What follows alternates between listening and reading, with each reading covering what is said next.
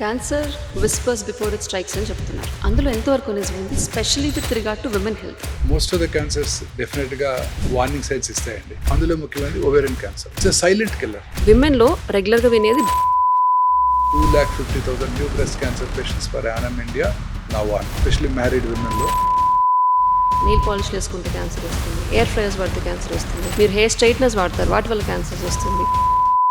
ముఖ్యంగా మన దగ్గర కరీంనగర్,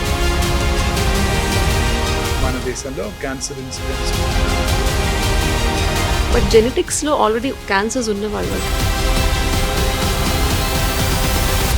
ఎందుకంటే ఆ BRCA1 వారిలో క్యాన్సర్ వచ్చే అవకాశాలు నియర్లీ మోర్ దాన్ 90%. ఈ మధ్య కాలంలో యాంటీ ఇన్ఫ్లమేటరీ,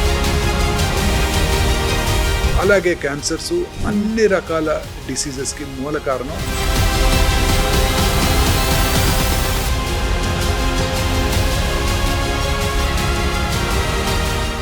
మీ కళ్లద్దాలకు శాశ్వత పరిష్కారం కేవలం 9,999 రూపాయల నుండే LASIK surgery American laser eye హాస్పిటల్లో.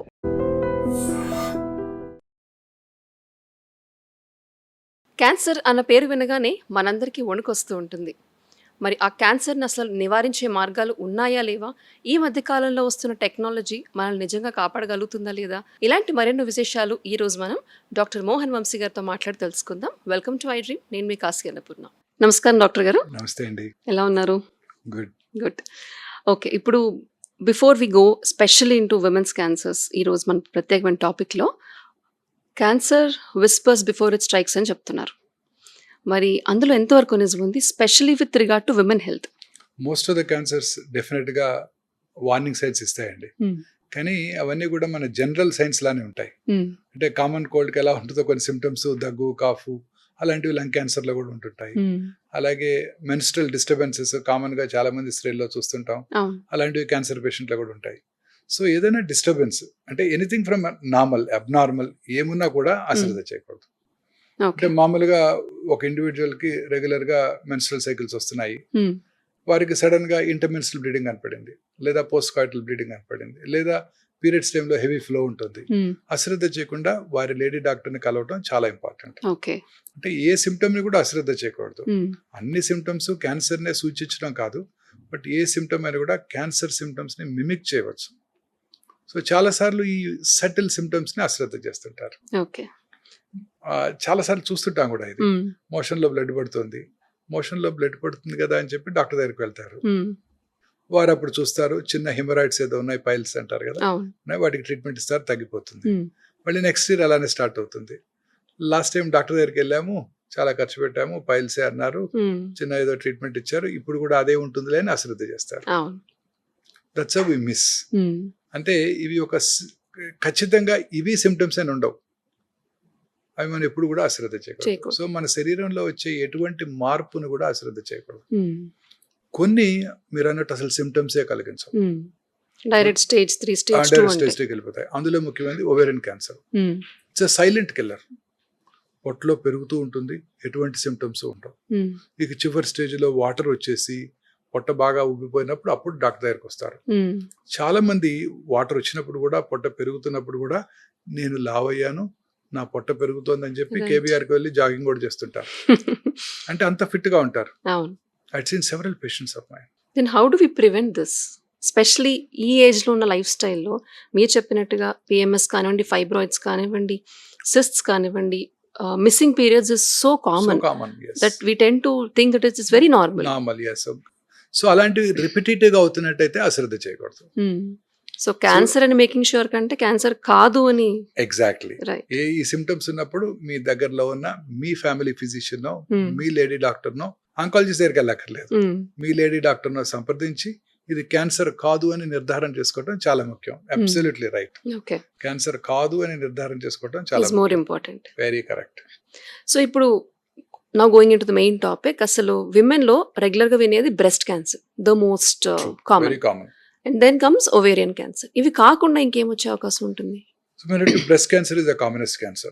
250,000 new breast cancer patients per annum India now on. And every year it is supposed to increase 25 to 30,000 cases increase అవుతాయంట until 2030 వరకు కూడా. And we are only talking about reported ones.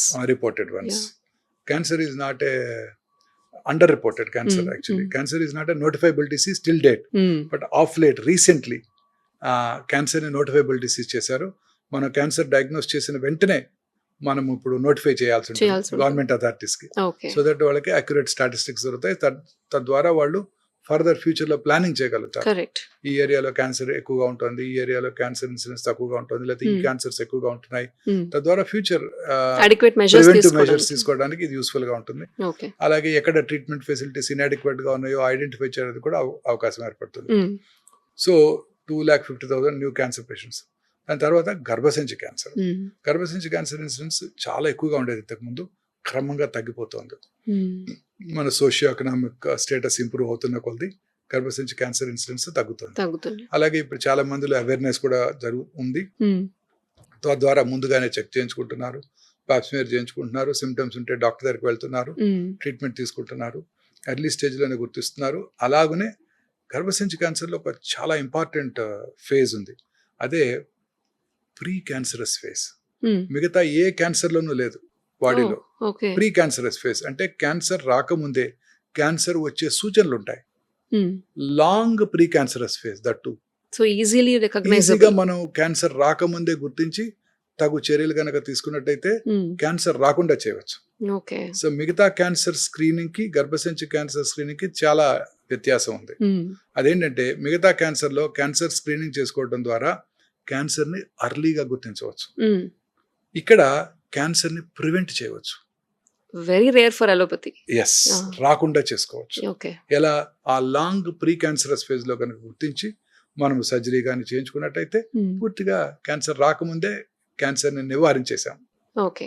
ఆ phase లో usually symptoms ఎలా ఉంటాయి sir? Symptoms ఏమి ఉండవు, చాలా సార్లు ఏమీ ఉండవు సిమ్టమ్స్. అందుకే regular screening is very important గర్భసంచి క్యాన్సర్ కి. సో ఏం చూస్తారా స్క్రీనింగ్ లో? అంటే there two things. One is visual inspection చూస్తారనమాట. మన government of India has trained several social workers and our female social workers in the primary health centres. ఈ cancers జనరల్గా విలేజెస్ లో కామన్ ఎక్కువగా చూస్తున్నాం. ఓన్లీ సౌత్ ఇండియాలో చాలా ఎక్కువ, దట్టు కోస్టల్ సౌత్ ఇండియాలో, తమిళనాడు, ఆంధ్రప్రదేశ్, ఒరిస్సా.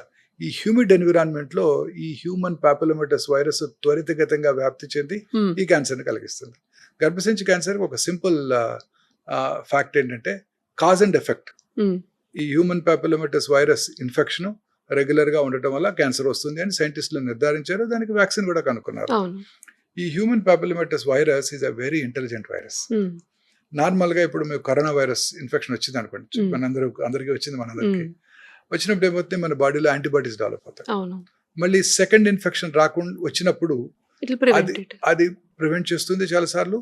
అది సివియర్ గా ఉండకుండా చూసుకుంటుంది యాంటీబాడీస్.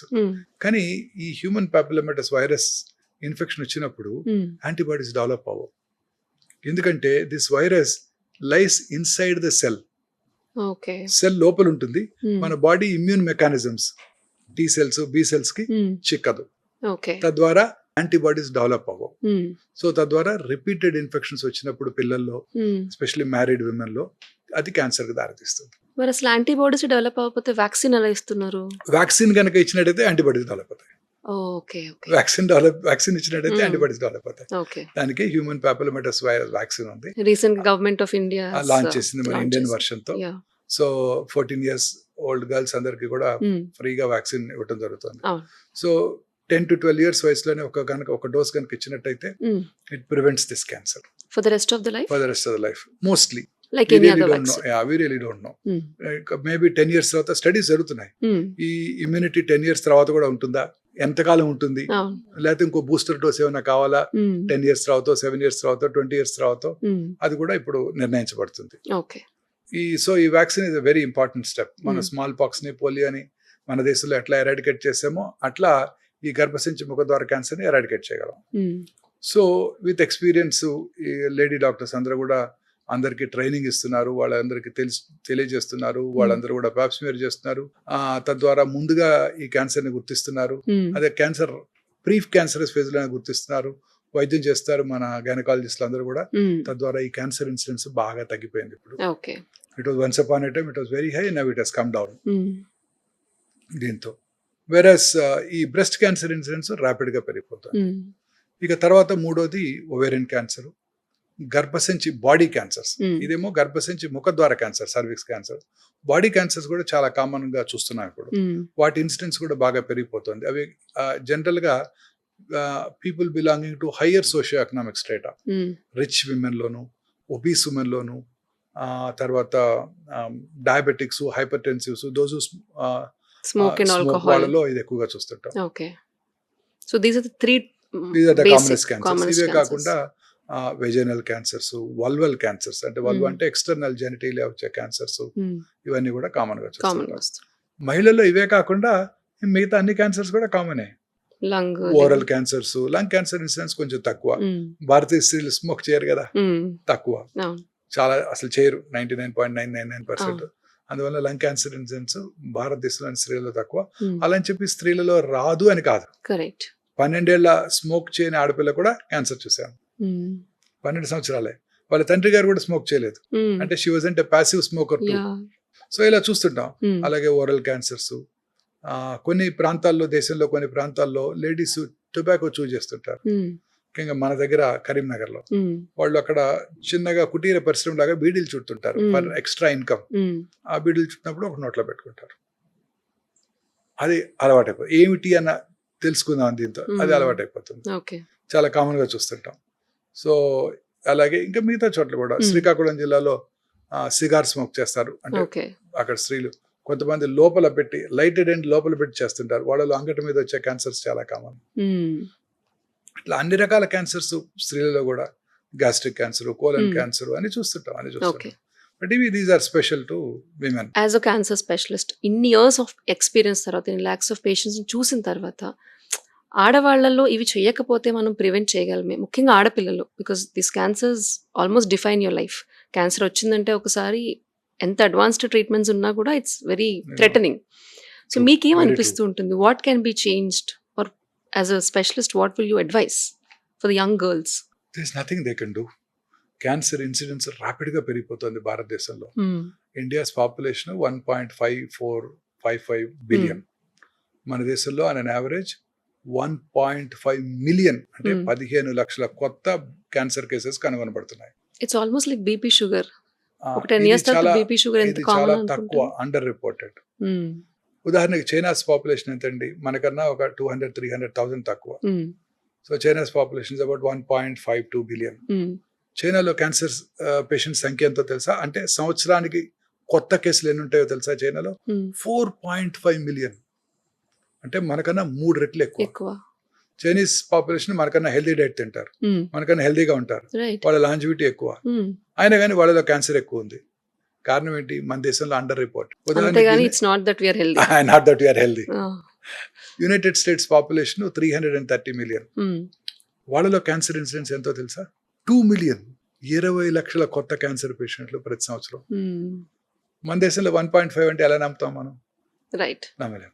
మన భారతదేశంలో 330 మిడిల్ ఇన్కమ్ గ్రూప్ పీపుల్ ఉన్నారు.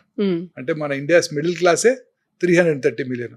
మన middle class, they think like Americans, they smoke like Americans, they have food habits like processed foods, Swiggy, Zomato. They have food habits like Americans and they think they are like Americans. Live in India but think like they are Americans. వాళ్ళ food తింటారు, వాళ్ళ అలవాట్లే ఉన్నాయి, వాళ్ళలాగే పబ్స్కి వెళ్తుంటారు, వాళ్ళలాగే alcohol తాగుతుంటారు.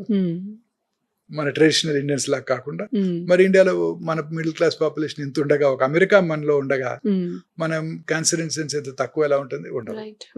So మన దేశంలో cancer incidence ముఖ్యంగా urban areas లో చాలా ఎక్కువగా ఉంటుంది, స్త్రీలలోనూ పురుషుల్లో కూడా. మన రూరల్ ఏరియాస్ లో ఇప్పటికీ కూడా తక్కువగా ఉంది. So life style is the main culprit. yes, life style is the main culprit. So మనం తీసుకునే ఆహారము, మనము ఎక్స్పోజ్ అయ్యే వాతావరణము, ఎన్వైరన్మెంట్ అన్ని రకాలుగా, మనం తీసుకునే స్ట్రెస్, మనము రాత్రిపూట లేటుగా పడుకునే అలవాట్లు, ఇవన్నీ కూడా క్యాన్సర్ దారితీస్తున్నాయి. అదే అడగబోతున్నాను నెక్స్ట్. ఎక్కడ చూసినా సోషల్ మీడియా అంతా వీడియోస్, నెయిల్ పాలిష్లు వేసుకుంటే క్యాన్సర్ వస్తుంది, ఎయిర్ ఫ్రైయర్స్ వాడితే క్యాన్సర్ వస్తుంది, నాన్ స్టిక్స్ వాడితే క్యాన్సర్ వస్తుంది, మీరు హెయిర్ స్ట్రైట్నర్స్ వాడతారు వాటి వల్ల క్యాన్సర్స్ వస్తుంది. సో బేసికలీ మా లైఫ్ లో ఉన్న ప్రతి small event is leading to cancer అంటున్నారు. Is it really true? అందరి లైఫ్ లోనూ అదే. Yeah, is it really true? So అవన్నీ ఏంటంటే, ఇవన్నీ కూడా ప్రాసెస్డ్ ప్రొడక్ట్స్. రిఫైన్డ్ ప్రొడక్ట్స్, అలాగే ఈ లాట్ ఆఫ్ కెమికల్స్ లేడన్, మీరు అన్నట్టు lipsticks, hair sprays, hair dyes, ఇవన్నీ కూడాను లాట్ ఆఫ్ కెమికల్స్ ఉన్నాయి. ఇంతకుముందు వాటి మీద అవగాహన లేకపోవడంతో తెలియదు. But lot of these chemicals which are used in all these things, వీటిలో వాడే అన్నిట్లో కూడాను they are practically known to cause cancer. So అందుకనే న్యాచురల్ ప్రొడక్ట్స్ వాడుకోవాలి, న్యాచురల్ ప్రొడక్ట్స్ ని ప్రమోట్ చేయాలి. సో తద్వారా మనము క్యాన్సర్ వచ్చే అవకాశాలు తగ్గించుకోవచ్చు. అంతే, దేర్ ఇస్ నో ప్రివెన్షన్ అంటున్నారు. You can't prevent, obviously you can't prevent. Okay.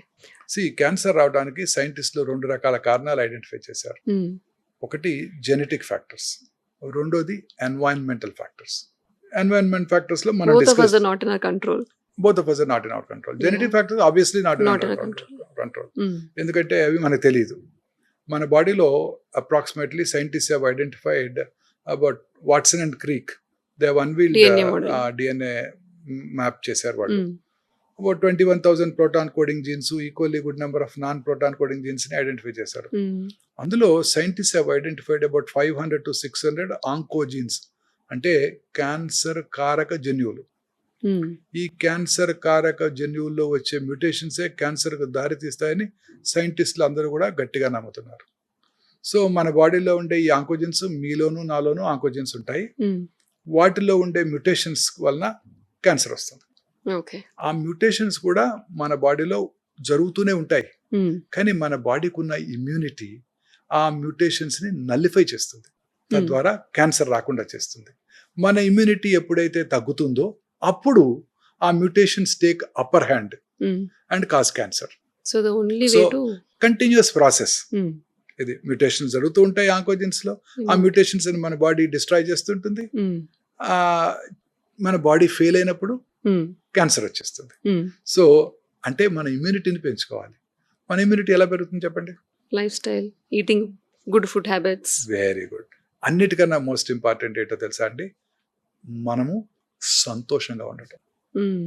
మన పెద్దలు సంతోషం సగం బలం కాదు, సంతోషం పూర్తి బలం. మనం హ్యాపీగా ఇలా నవ్వుతూ ఉంటే ఏ జబ్బు రాదు. So 3 things are important for our immunity. First one is happiness. Second one is sleep. మంచి నిద్ర. మంచి నిద్రపోతే ఏ జబ్బులు రావు. మూడోది కరేజ్, అంటే దేనికి కూడా అధైర్యపడకూడదు. ఈ 3 are very essential for our well-being. మనము our body is made to live for 150 years. సంతోషంతో పాటు చక్కటి నిద్రపోతూ ధైర్యంగా ఉన్నట్టయితే, ఎటువంటి వాటికి చెలించకుండా, అని ఏమంటారు ఇంగ్లీష్ లో స్టాయిసిజం, అన్ఫ్లాపబుల్, అన్పర్టర్బ్డ్, అంటే ఎటువంటి ఒత్తిడిలకి లొంగకుండా ఎప్పుడు అలా నిశ్చలంగా ఉండేటట్టయితే మనం బతికేస్తాం. దేనికి షేక్ అవ్వకూడదు. ఇన్ఫెక్షన్స్ మనం జయించలేవు, కరోనా రాదు, కరోనరీ ఆర్టరీ డిసీజ్ రాదు, క్యాన్సర్ రాదు. ఈ 3 కదా కారణాలు.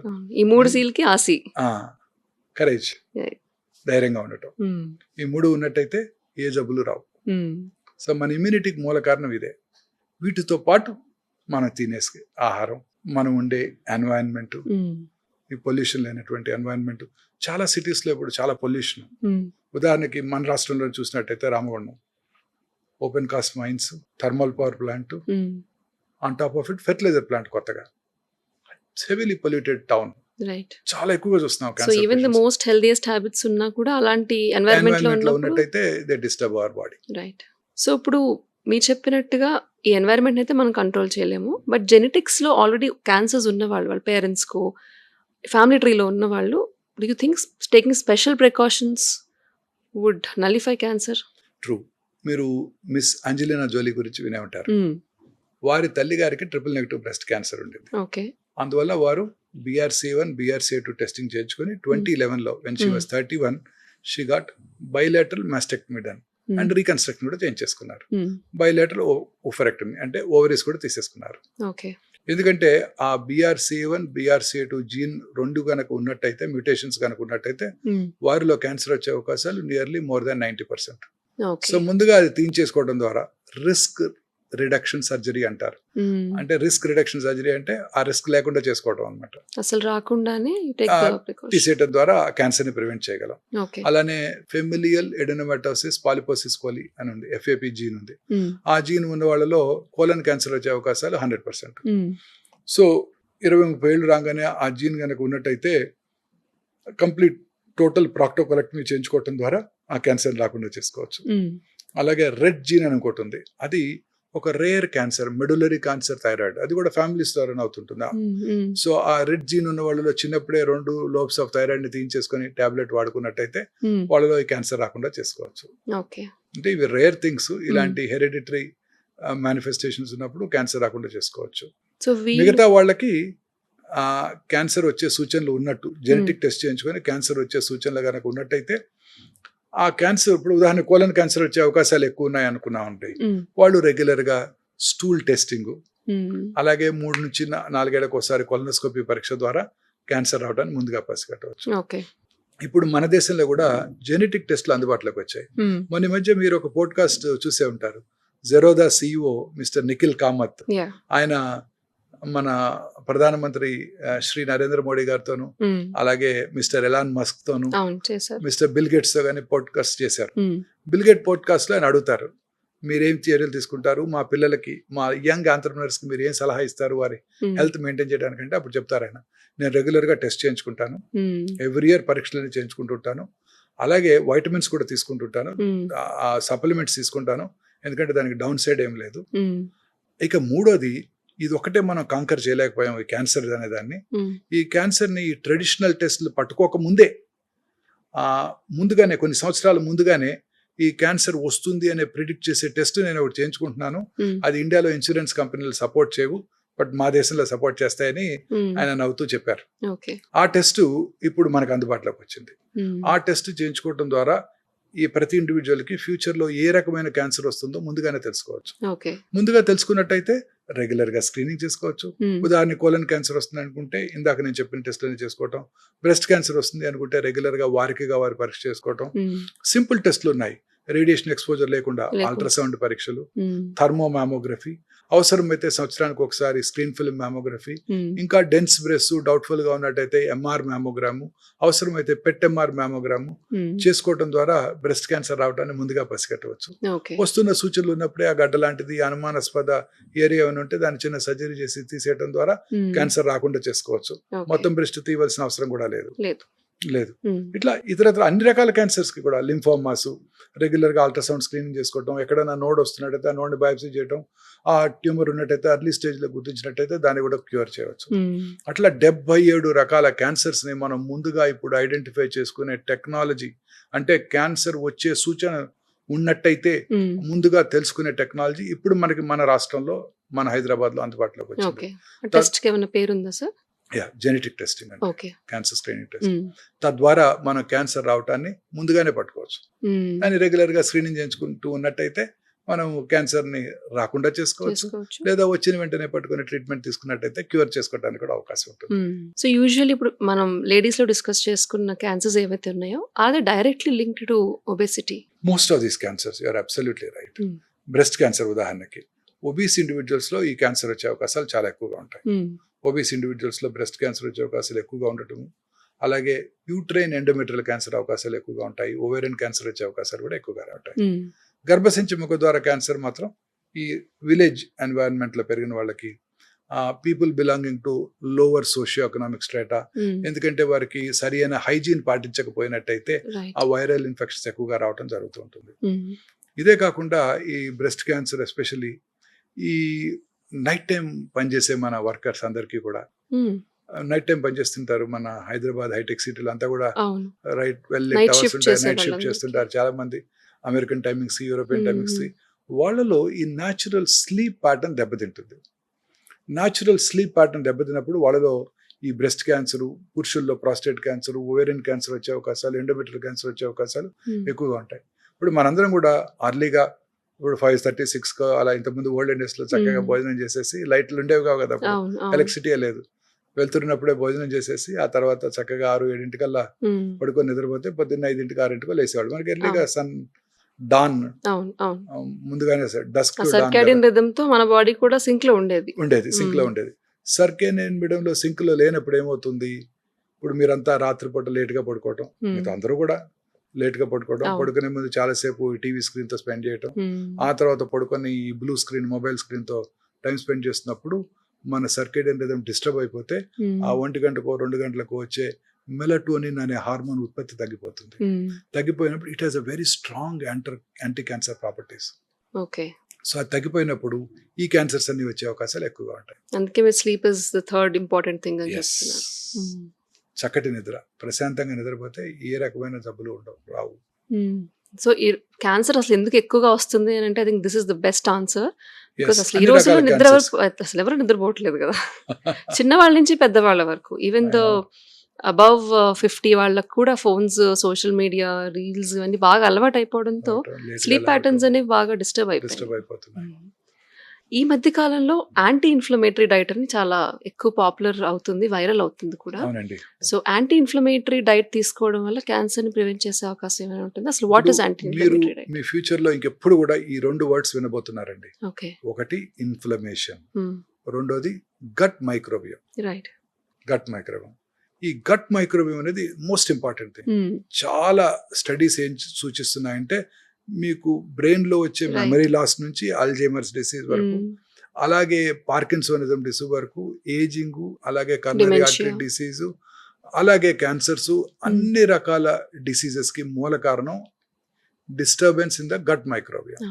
అంటే అన్నిటికీ మనం తినే ఆహారమే కారణం అండి. అవును. మనం తినే ఆహారం మారిపోయింది. హ్మ్. ఇప్పుడు మనంతా ఈ process foods, readymade foods, refined oils, హ్మ్. పొల్యూటెడ్ ఫుడ్ ఐటమ్స్ ఇవన్నీ తింటున్నాం. దీనివల్లే మన గట్ మైక్రోబియం దెబ్బతింటుంది. హ్మ్. దానివల్లే అన్ని రకాల ailments, and that causes inflammation. దానివల్లే మనం చిన్న వయసులో కర్నరీ ఆర్టరీ డిసీజ్ చూస్తున్నాం మన దేశంలో. హ్మ్. చిన్న వయసులోనే క్యాన్సర్ చూస్తున్నాం. ఏ దేశంలో అవును. కూడా ఇలా కనబడదు.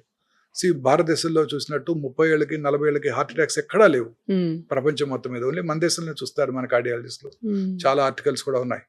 అలాగే మన దేశంలోనే ఈ క్యాన్సర్స్ కూడా చిన్న వయసులో చూస్తున్నాం. బ్రెస్ట్ క్యాన్సర్ ఎప్పుడు రావాలి? 50, 60, 70లో రావాలి. హ్మ్. మన దేశంలో 20, 30లో చూస్తున్నాం. అంటే ఎందుకంటారు? ఇది వి రియలీ డోంట్ నో. హ్మ్. బట్ మోస్ట్లీ మనం తినే ఆహారం, ఈ ఈ గట్ మైక్రోబియం అనే మన బాడీలో ఉండే మనకి హెల్ప్ఫుల్ గా ఉండే బ్యాక్టీరియా, అవును. కమెన్సాల్ బ్యాక్టీరియా హ్మ్. దెబ్బతింటం వల్ల, హార్మ్ఫుల్ బ్యాక్టీరియా పెరిగిపోవడం పెరిగిపోవడం వల్ల వల్ల. మనము ఇలాంటి పరిస్థితులు ఎదుర్కొంటున్నాం. హ్మ్. అన్ని రకాల జబ్బులకి మూల కారణం ఇదని చాలా మంది సైంటిస్టులు నమ్ముతున్నారు. చాలా అధ్యయనాలు కూడా అవును. సూచిస్తున్నాయి. They are calling it the second brain. Yes. Hmm. ఇంకా రెండోది ఇన్ఫ్లమేషన్. ఇన్ఫ్లమేషన్ అనే వర్డ్కి తెలుగులో ఖచ్చితమైన ఇది లేదు, అవును. ట్రాన్స్లేషన్ లేదు. వాపు అని కూడా అంటున్నాం చాలా మంది. వాపు సోషల్ మీడియాలో ఇది చాలా ఓకే. పాపులర్ అయిపోయింది, హ్మ్. వాపు. హ్మ్. ఈ ఇన్ఫ్లమేషన్ రావడానికి గల కారణం ఏమిటి? ఎందుకు ఇన్ఫ్లమేషన్ కర్నరీ ఆర్టరీ డిసీజుల్లో కొంతమందిలో ఎర్లీగా వస్తుంది, దానివల్లే హార్ట్ అటాక్స్ వస్తున్నాయి, హ్మ్. ఇన్ఫ్లమేషన్ వల్లే బ్రెయిన్ స్ట్రోక్స్ వస్తున్నాయి, ఇన్ఫ్లమేషన్ వల్లే అనేక రకాల జబ్బులు వస్తున్నాయి అని రకరకాల హైపోథసిస్ ఉన్నాయి. ఈ రిఫైన్డ్ ఆయిల్ వాడితే ఇన్ఫ్లమేషన్ ఎక్కువ ఉంటుంది, న్యాచురల్ ఫుడ్స్ తీసుకున్నట్టయితే ఇన్ఫ్లమేషన్ తగ్గుతుంది. తక్కువ. ఇలా అనేక రకాలుగా చాలా రకాల అధ్యయనాలు, రకరకాల అధ్యయనాలు సూచిస్తున్నాయి. హ్మ్. బట్ ఇవంతా కూడా ఫ్యూచర్లో అన్ని స్టడీస్ కూడా దీని మీదే జరుగుతున్నాయి. హ్మ్. సో ఇంకా కొంచెం టైంలో మనకి వీటన్నిటి మీద పూర్తి అవగాహన వస్తుంది. హ్మ్. ఏమేమి ఇన్ఫ్లమేషన్ కలిగిస్తున్నాయి, ఏమేమి కలిగించవు, ఆ ఇన్ఫ్లమేషన్ ఎట్లా రివర్స్ చేయవచ్చు, మనం హ్మ్. ఎట్లా మార్చుకోవచ్చు మన డైట్ ద్వారా అనే దానికి ఇంకా చాలా అధ్యయనాలు కావాల్సింది. హ్మ్. వాటి తర్వాత మనం దాని మీద పూర్తి అవగాహన వస్తుంది. Okay. But as of now we know, మనం ఏదైతే వీఆర్ ఫైటింగ్ విత్ నేచర్. హ్మ్. పొద్దున్నే లేవగానే లేట్గా లేస్తున్నాం, హ్మ్. పొద్దున్నే లేవట్లేదు, going against nature. We are fighting with it. సన్కి ఎక్స్పోజ్ అవ్వట్లేదు, హ్మ్. ఎంతసేపు ఎయిర్ కండిషన్ రూమ్లోనే ఇంట్లోనే పడుకుంటున్నాము. ఆ లెగ్సిన తర్వాత ఇంకా plastic tooth brush, plastic bristles ఉన్న tooth brush, right. Synthetic tooth paste, hot water plastic బకెట్లోనో లేకపోతే ప్లాస్టిక్ మగ్గులోనో మనం హాట్ వాటర్ బాత్ తీసుకుంటున్నాము. హ్మ్. ఇక ఆ తర్వాత బయటకు వచ్చిన దగ్గర నుంచి ఆ ప్లాస్టిక్ వాటర్ బాటిల్లో తాగుతున్నాము. అది చాలా చోట్ల నుంచి సరఫరా చేయబడి మనకు వచ్చింది. హ్మ్. మనం చల్లగా ఉంచుకున్నా అంతకుముందు అది మన ట్రాలీలో వచ్చినప్పుడు సన్కి ఎక్స్పోజ్ అయ్యి వేడిగా అయ్యి అందులో ఉన్న మైక్రో ప్లాస్టిక్స్ అనే వాటర్లో చేరినాయి. రైట్. అవే తాగుతున్నాం పొద్దున్నే లేసి మనం హ్మ్. చక్కగా. దాని ద్వారా ఈ మైక్రో ప్లాస్టిక్స్, నానో పార్టికల్స్ అన్ని కూడా మన బాడీలోకి వెళ్ళిపోయి హ్మ్. ఇన్ఫ్లమేషన్ కలిగించి మన గట్ మైక్రోబియాన్ని దెబ్బతీసి దెబ్బతీసి అనేక రకాల జబ్బులకి మూల కారణం అవుతున్నాయి. ఉమ్, ఇక ఆ తర్వాత కార్ ఎక్కగానే ఆ హీటెడ్ ఎండలకు ఉన్న కార్లకు మన లోపలికి వెళ్ళగానే దాంట్లో ఉన్న ప్లాస్టిక్, దాంట్లోంచి ఎక్స్పోజ్ అయ్యే ఉమ్, స్మోక్, అవన్నీ కూడా మన ఆరోగ్యాన్ని దెబ్బతీస్తున్నాయి. ఉమ్, ఆ తర్వాత మన సిటీస్ లో ఉండే ఆటోమొబైల్ పొల్యూషన్, ఉమ్, అలాగే ఫ్యాక్టరీస్, హైదరాబాద్ ఆస్బెస్టాస్ ఇండస్ట్రీ కానివ్వండి, టొబాకో ఇండస్ట్రీ కానివ్వండి, రబ్బర్ ఇండస్ట్రీస్ కానివ్వండి, సిటీస్ లోనే ఎక్కువగా ఉన్న ఇండస్ట్రియల్ బెల్ట్ అంతా కూడా ఉమ్, సిటీస్ చుట్టూ ఉన్నాయి. అవును. వీటి వల్ల మనం వాటికి ఎక్స్పోజ్ అవుతున్నాము. మనం తీసుకునే ఆహారము వాటిని ఎలాగూ ప్రాపర్ గా స్టోర్ చేయకుండా ఉమ్, ఈ రిఫైన్డ్ ఫుడ్స్, పొద్దున్నే లేవగానే ఈ చిప్స్, బర్గర్స్, అవును. ఇవన్నీ కూడా బ్రెడ్స్, బటర్స్ అన్ని అన్ని. Bread, um, white maida, white sugar, తర్వాత వైట్ సాల్ట్, ఉమ్, ఇవన్నీ All కూడా white dangerous. products all white basically. Products అన్ని డేంజరస్. ఉమ్, తర్వాత ఇంకా రాత్రిపూట మనం ఇందాక విన్నాం కదా, TVs, mobile screens, movies, late గా పడుకోవడం, తీసుకునే డిన్నర్, లేట్ గా డిన్నర్ తింటాం. All of this. We are fighting with nature. అవును. అందుకే ఈ జబ్బులన్నీ పెరిగిపోతున్నాయి. Hmm. లేకపోతే క్యాన్సర్స్ ఇక్కడ ఇన్ని ఎందుకున్నాయి? ఉమ్, లేవు కదా. అవును. మన కళ్ళ ముందు జరుగుతున్న మార్పు ఇదంతా. ఇప్పుడు విమెన్ లో మీరు చెప్పిన 3 క్యాన్సర్స్ ఏవైతే ఉన్నాయో ఆర్ ది ఫ్యాటల్?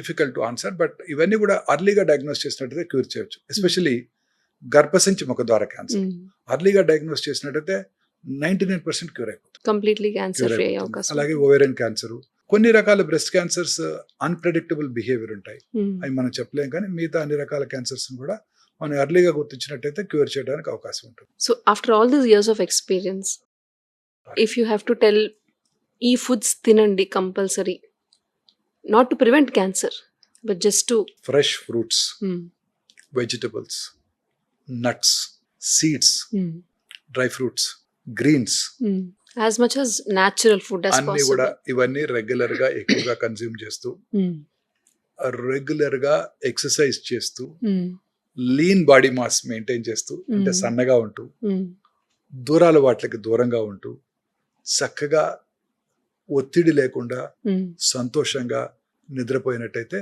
ఖచ్చితంగా క్యాన్సర్ నుంచి దూరం ఉండవచ్చు. రాకుండా ఉండే అవకాశం ఉంటుంది. Wonderful. Thank you so much doctor గారు. థ్యాంక్స్ అండి. విన్నారుగా, మరి డాక్టర్ గారు చెప్పినట్టుగా లైఫ్ స్టైల్, మనం తీసుకునే ఆహారము, మన ఆలోచనలు, ఇవన్నీ కూడా ఎంత వీలైతే అంతవరకు మనం హెల్తీగా ఉంచుకుంటే క్యాన్సర్ని ప్రివెంట్ చేయొచ్చు అని చెప్తున్నారు. And for more videos, Please subscribe to iDream. Please subscribe to iDream. Please subscribe iDream. And please subscribe to iDream. For more videos, subscribe to iDream. please like, share and subscribe to the channel. Congratulations, iDream. Subscribe to iDream. Subscribe to iDream. So subscribe to iDream Media. iDream ki iDream team andarki huge congratulations. Please subscribe iDream Media. Please subscribe to iDream. Subscribe iDream. Please subscribe to iDream. iDream అంటే నా కళల channel subscribe చేసుకున్న నోరు తిరుగుతలేదు, మీరైతే గంట గుర్తు కొట్టండి. For more such videos, please subscribe to iDream. Subscribe to iDream. Please subscribe to iDream. Please subscribe iDream Media. Please do subscribe to iDream. Please subscribe to iDream Media. For best entertainment and information, please subscribe iDream. And don't forget to subscribe to iDream.